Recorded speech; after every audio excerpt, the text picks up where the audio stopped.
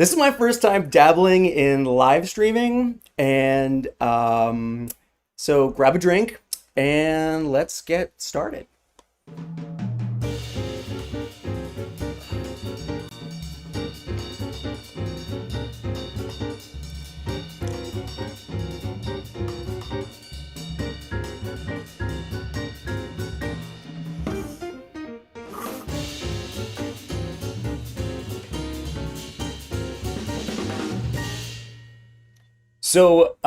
My name is, hold on, I've got all of these buttons that I've just figured out how to program.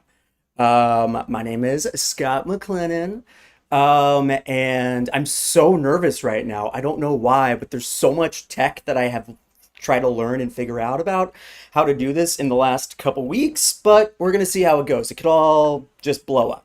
Anyway, welcome to a show called Broadway Banter. It is a show where I want to talk about Broadway theater and the live entertainments in New York City. Just a little bit about me. I am not a theater expert. But I did do community theater in school growing up, and I work in TV. And after having moved home to Pennsylvania with my parents during the pandemic, I was inspired to move back to New York and live really close to work, but really I wanted to be close to the theater district and a lot of nightlife and entertainment, and basically enjoy the city much more than I had before and just better appreciate all that New York has to offer. My hope with this show, if I continue to do this once a week, is to create a cozy, comfortable space to wind your day down, drink, and if you're a fan of theater or New York or Broadway, chat. And then also, if you're not able to come and visit New York, hopefully this will inspire you to go out and support your local community arts. See a show in your own hometown. This is a show, and oh my gosh, I see Kelsey, I see Ash is on, my Aunt Jerry Lane was messaging in. Hello, I want to see that intro again. Sorry, Chach, it'll happen later. Michelle, you're doing great. Anyway, love this. This is ridiculous. Anyway, this is the show about Broadway, so let's start chatting some Broadway. If my buttons are going to work. There we go. All right, so it's time for Broadway review. So I just saw a show last week. It was Billy Crystal in Mr. Saturday Night. So if you're not familiar with what the show is, it actually just came out about a month ago or so. And the show is all about Billy Crystal, who plays a washed-up stand-up comedian who was really big in like the heyday of television in the 50s. But then you cut to the 90s and you're sort of seeing him, especially in this picture, performing in front of a crowd of senior citizens at a nursing home. And the entire show is really about him trying to get another break and get back on stage. Actually, what ignites the entire show is there's an Emmys that are happening, and they accidentally think his character died and it is in the in memoriam. And so there's like actually this renewed interest when everybody in the world finds out, oh, this character's still alive. So he explores and goes off to try and like get his brother, who is his old manager, back together and like get out in the business. But he's so old and behind the times that he's just not fitting in with any of the contemporary shows. This took place at the Nederlander Theater, which is right around the corner from the New York Times. And it's actually based on a movie that came out in 1992. It's a movie that Billy Crystal directed. The movie, however, was a big flop and didn't make any money. It was his directorial debut, and it was just riding on the coattails of a success with When Harry Met Sally. But it was kind of a sad, point of his career, because he thought that he had all this momentum and was hoping that this movie would be a big success, but it didn't turn out to. Anyway, interesting fact, years later, Mel Brooks was the one that suggested to Billy to actually produce the show. And so he thought about bringing it back to the theater and reinvigorate what he thought he had done wrong and try and correct that. And it was really good. I'll give you, here are my pros. maybe fall back in love with Billy Crystal. It was hilarious, and it made me remember and realize how much I loved when Billy would host the Oscars, and he would always do this big like opening musical number singing about the movies. It really reminded me how good he was, and it was really laugh out loud funny. Cons, way too long. The show could have been like 90 minutes, but it was a standard like 3 hours. There really wasn't a lot of plot. The biggest dilemma or drama was like whether or not his career is going to pick back up, so it really didn't have anything to pull you along. And there was this plot line about how he was kind of a bad father because he sacrificed being a family man for his career early, and it didn't click, and I just didn't care for it. But I recommend going to see it, and I'd give it a B+. Yeah. Anyway, so that is a Broadway review. LOM, Tim, so true. Wait, what is Love a Classic Scott pros and cons list? You guys, I'm a list maker. Everything I do is lists. Take another sip. I'm drinking a Negroni, which was like my treat to myself in actually doing this, because it's one of my favorite cocktails. It is, if you've never had a Negroni, it is gin and Campari and sweet vermouth. Now, there's a whole part of this show that I realized I just like jumped over before, so maybe I will go back and show you. So I wanted to give you a little bit of insight of where I'm actually living in New York. So if we take a peek out my window, you'll see I'm at the corner of 8th Avenue and 51st, and I'm nestled right in between two areas of theaters, where right up the block is the August Wilson Theater with Funny Girl, and then the Michael Jackson show is performing at the Neil Simon, and then at the block below me is where Wicked's playing. And so if anybody is not familiar with New York, you can sort of see the cluster of all these Broadway theaters are right there in the middle, and I'm kind of nested in there as well. Anyway, because this is a interactive and live show, I wanted to do a poll. Okay, we got some poll music. Poll time. Over there, wrong way, figuring it out. So I have a poll for you guys. Because of Mr.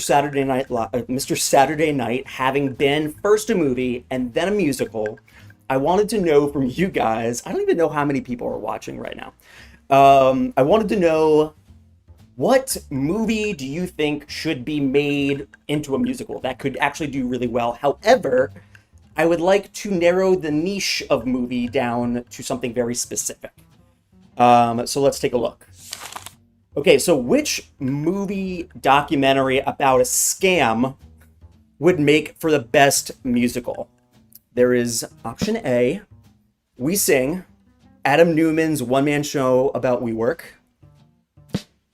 Once on This Island, A Fraud, the Fire Festival musical. This is all fictitious musicals if they were turned into a movie, or into a musical rather. And then last is Thera-Nope, the Elizabeth Holmes and Theranos story. So if you're on YouTube right now, I'm going to ask the community in the chat on the right to vote which option, A, B, or C, would honestly make the best musical option. So I think if you're voting, you can see the results populate immediately. Looks like 50% of people are saying B? I don't know. We're seeing how this works. How come I can't see everything? Oh, 20% said C. Once on This Island, of Fraud, the Fire Festival musical. Sorry, I've gone down a... Everything I've been watching lately have been these scam documentaries, and so I was inspired to kind of blend those two together. I think B is the winner. So, way to go, guys. Tim's up on B. Great. Well, thank you, guys. I'm gonna end that. Oh, wait, maybe I have to come back. Sorry about that. Okay. Anyway, on to the next part, where we're gonna talk about some of my favorite things. called My Favorite Three. So I'm going to talk about every week something that are my faves. And so this week's category is... Oh, already did that. Wait a second. Sorry. There we go. Places to go when you're done seeing a Broadway show. So here are my top 3 places. Oh, there's supposed to be this other little move, but I don't think it's going to happen. Whatever. Okay. So number 3. The Rum House. The Rum House is in the middle of the theater district. It is this classic old cocktail bar. Everything's wood. It's definitely like old world. Feels like it's the 20s. It's gorgeous. They always have, like, every night of the week is jazz. So it is the ideal place for a wonderful cocktail and jazz music every night of the week, usually starting around 11. So it's perfect right as you're getting out of your show at 11 o'clock. Go over. If you're still in that mood to keep, the jams coming, get in on that. Here's a little video of the last time I was there. This band, Mimi and the Pods, were playing. Wait a second. Wrong one.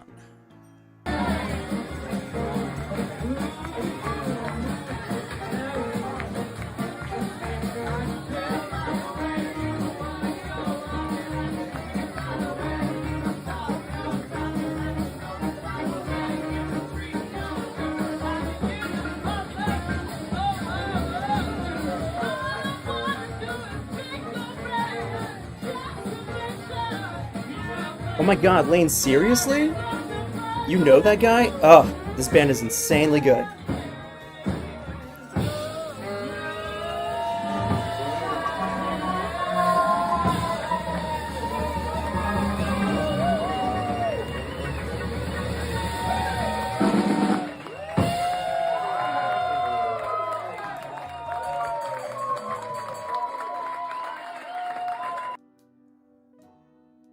Yeah, they were amazing. Sorry. Sounds of the city. Can you guys hear the sirens playing outside? New York. Okay, so let's move on. So the next one is Marie's Crisis. If anybody knows me, they know that I'm obsessed with Marie's Crisis. It's a little bit of a hike from the theater area because you got to go down to the West Village, but I will tell you, it's my heaven. It is like a single piano player and a whole room full of people in this basement in this actually really historic house that I think Thomas Paine, one of the founding fathers, actually used to live in. So there's a lot of history built into the bar itself, but it's cozy. And I will tell you that the most diehard fans of musicals will be there because they will pull a book out of some show you've never heard of before that maybe was only on Broadway back in the 70s and everybody knows it. I do have to say the best thing is when you do catch a song that you know, anything from Sound of Music, anything Disney, it's everybody just sings in unison. It's incredible. And last is Don't Tell Mama. Now, Don't Tell Mama, the other benefit to that is that it is on 46th and 8th Avenue. It's right in the theater district, so if you are walking out of a Broadway theater, ready for more show tunes, go to Don't Tell Mama, because they do an eclectic variety of music, some show tunes, but they also do pop music. Everybody loves it, so definitely check it out. Here's another video, too, of the last time I was there. It's a little bit more brief, but fun.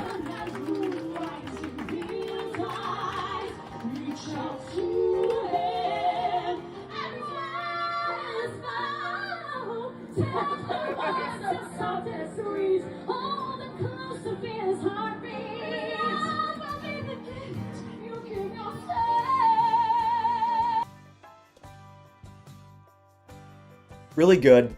Highly recommend it. Always a good time. And so that's it. That's my favorite things. Now, before I go, this is actually a very brief. It took weeks to build all of these graphics and sound effects and songs because I was figuring out my way, and I'm almost at the end of the show already. But last up, I'm gonna just give my hot ticket tip. So for anybody who is interested. Oh, I don't know if this is gonna pop up. Will it pop up? Let me see if I can get it now, because sorry guys. If there was one technical difficulty, I'm glad it happened here. Nope, that's not it either. Slides. There we go. Let's see if this works. So my tip for getting a hot ticket, an easy ticket, a cheap ticket at Broadway, is the TKTS booth is one way. It's in Times Square. It's the best thing if you didn't make any plans and you want to show up and figure out that afternoon what you want to go and see. You can go to the booth. It's below. It's in the northern part of Times Square, just below the Coca-Cola sign and below the red stairs. You'll go up, there's a marquee that lists everything that's available and the prices. Generally, the cheapest you'll find something is $50, you know, maybe $80 tops. And the other thing to expect is that you won't get any kind of cheap tickets to the bigger shows like Wicked or Hamilton. But there will be smaller shows available, probably Phantom of the Opera, probably Aladdin. So it's definitely worth a consideration if you're, again, trying to find a last minute ticket day of that's not full price. Just show up in line, wait for your turn at the window, and you make it in. Let's see, it probably is not going to fall away now either. That's it. Here are my credits. Guys, that's basically it. Everybody that watched, thank you. I think in the comments there is a link for feedback, and I honestly would really appreciate your feedback if you could give me what you liked, what you didn't like, if I was gonna do this again, what should I add or subtract or change. Thank you everybody for watching. This is really fun, and I'm really happy to finally have done this because I've been looking for a creative outlet for some time, and this was really fun to put together. Anyway, guys, enjoy your night. Text me, let's go and see a show, and thanks for everything. All right, I'll talk to you guys later.